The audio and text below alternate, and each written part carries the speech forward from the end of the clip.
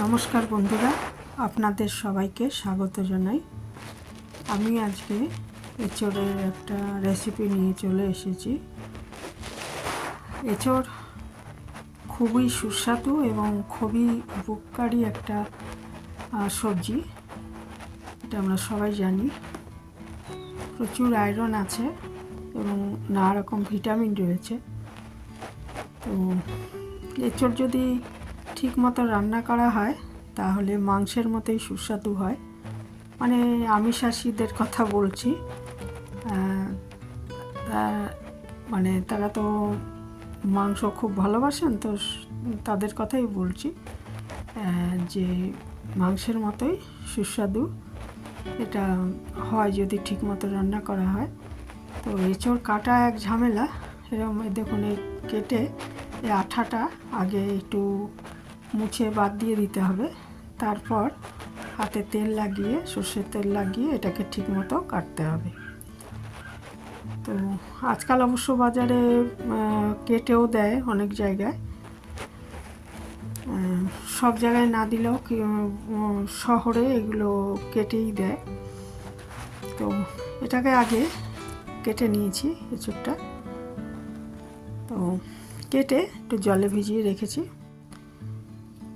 আর এটা আগে প্রেসার কুকারে একটু নুন আর হলুদ দিয়ে একটা সিটি দিয়ে সেদ্ধ করে নেব। শুধু এঁচোড়টা, আলুটা আলাদা করব, আলুটা সেদ্ধ করব না। আলু তাড়াতাড়ি নরম হয়ে যায়, এঁচোড় সেদ্ধ হতে একটু সময় লাগে। এটাকে আমি নুন আর হলুদ দিয়ে আর 1 গ্লাস মতো জল দিয়ে এটাকে একটা সিটি দিয়ে, একটার বেশি সিটি দেওয়া যাবে না, মানে সেদ্ধ হবে এঁচোড়টা কিন্তু যেন গলে না যায়, গলে গেলে খেতে ভালো লাগবে না। দিয়ে আর এর মধ্যে 1 চামচ রসুন আর আদা বাটা, অর্থাৎ ওই 4-5 কোয়া রসুন আর 1 ইঞ্চি মতো আদা বেটে সেইটা এর সাথে মিশিয়ে দিলে খুব ভালো হবে আর কি। মানে সেদ্ধ হওয়ার সাথে সাথে কি হয়, ওটা ভেতরেও গন্ধটা, আদা রসুনের গন্ধটা চলে যাবে, ফ্লেভারটা চলে যাবে, খেতেও ভালো লাগবে। এঁচোড়টা আমি একটা সিটি দিয়ে সেদ্ধ করে নিয়েছি। এবার নিজে থেকে ঠান্ডা হতে দেবো। আমি গ্যাসটা বন্ধ করে দিয়েছি। নিজে থেকে ঠান্ডা হতে দিয়ে এটাকে যথাসম্ভব জলটা ঝরিয়ে ফেলবো। ঝরিয়ে ফেলে এটাকে আলাদা, দেখুন এঁচোড়টা সেদ্ধ হয়েছে, নরম হয়ে গেছে কিন্তু গোটা গোটা রয়েছে। এরপর একটা কড়াইতে আমি সর্ষের তেল দিয়ে দিয়েছি।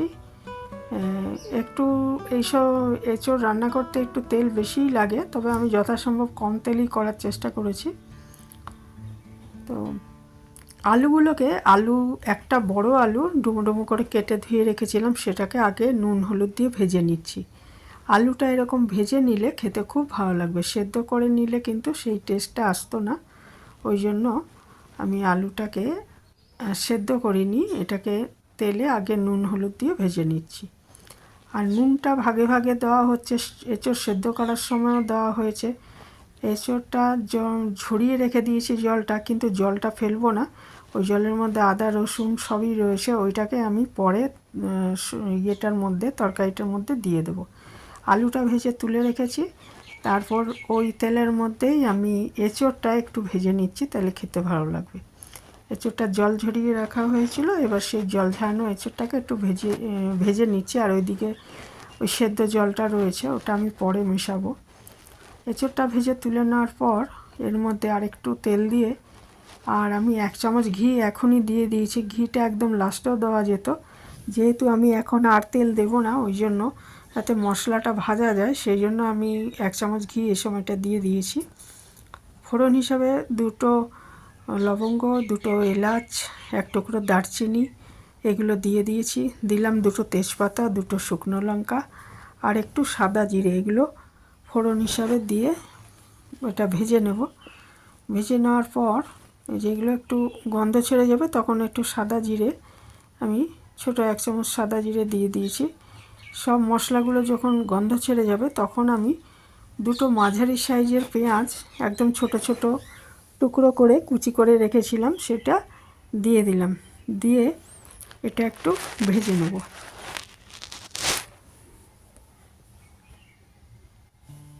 পেঁয়াজটা ভালো মতো ভেজে নিতে হবে। আর আমি 1 চামচ, মানে 6-7 কোয়া রসুন, আরও এক টুকরো আদা, মানে আদা রসুন বাটা তো একটু এঁচোড় সেদ্ধের সময় দিয়েছিলাম, আর আরও প্রায় ওই সমপরিমাণ আদা বাটা এবং 6 কোয়া মতো রসুন বাটা এটা রেখেছি। এটা আমি এই পেঁয়াজটা একটু ভাজা ভাজা হয়ে গেলে যে আদা রসুনের পেস্টটা এর মধ্যে দিয়ে দিলাম।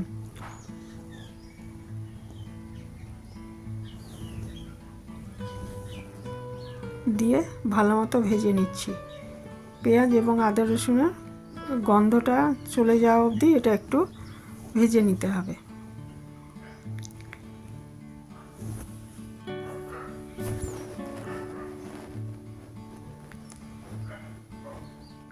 দিয়ে দিচ্ছি একটা ছোট টমেটো টুকরো করে রেখেছিলাম। টমেটো পিউরিও ইচ্ছা করলে ব্যবহার করতে পারেন, তবে আমি এই একটা টমেটোকে ছোট ছোট টুকরো করে কেটে এর সাথে মিশিয়ে দিলাম।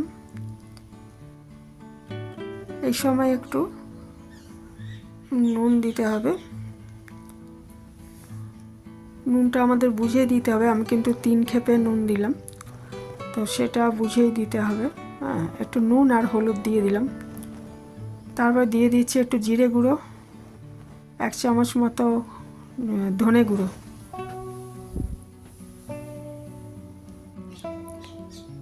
দিয়ে ভালো মতো এটা কষিয়ে নিতে হবে।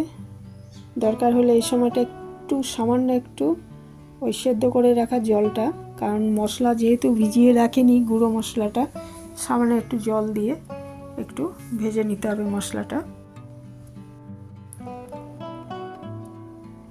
দিয়ে দিচ্ছি লাল লঙ্কার গুঁড়ো। ঝালটা যে যেরকম ঝাল খান সেরকম দিতে হবে। এইভাবে রান্না করলে খুবই ভালো হয় খেতে।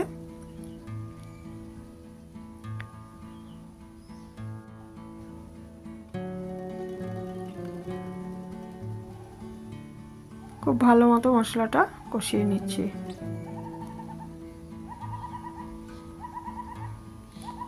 এই সময়টা খুব সামান্য চিনি দিয়ে দিলাম, কারণ এই ধরনের রান্নায় একটু চিনি দিলে খেতে ভালো লাগবে। খুব সামান্য চিনি দিতে হবে।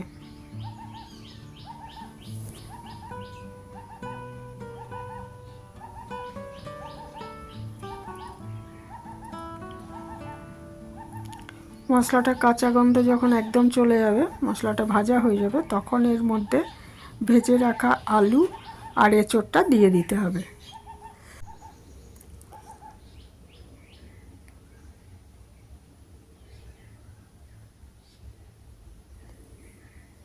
আলু আর এঁচোড়টা, ভেজে রাখা আলু আর এঁচোড়টা দিয়ে দিলাম, দিয়ে একটু কষিয়ে নিচ্ছি।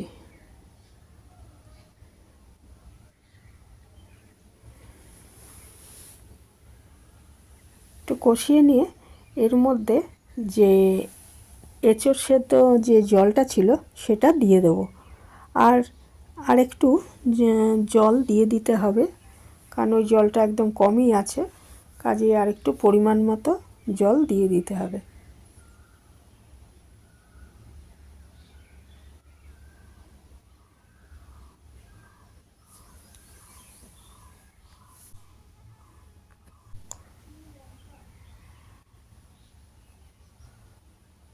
এঁচোড় সেদ্ধের জলটা দিয়ে দিলাম।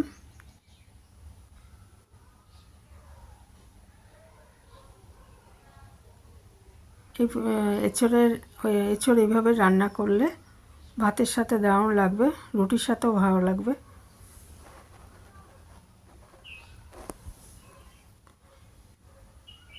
আমি আর একটু জল দিয়েছি, কারণ সেদ্ধ জলটা একদমই কম ছিল।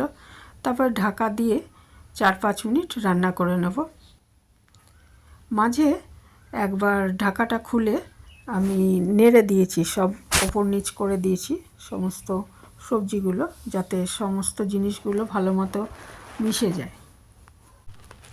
এঁচোড় আলুর সাথে মশলাগুলো যাতে ভালো মতো মিশে যায়, সেই জন্য আমি একবার ঢাকাটা খুলে ওপর নিচ করে দিলাম, দিয়ে আবার ঢাকা দিয়ে ওই টোটালে মিনিট 5 রান্না করে দেখতে হবে যে আলুটা সেদ্ধ হয়েছে কিনা। এঁচোড় তো সেদ্ধই আছে, আলুটা সেদ্ধ হলেই রান্নাটা হয়ে যাবে।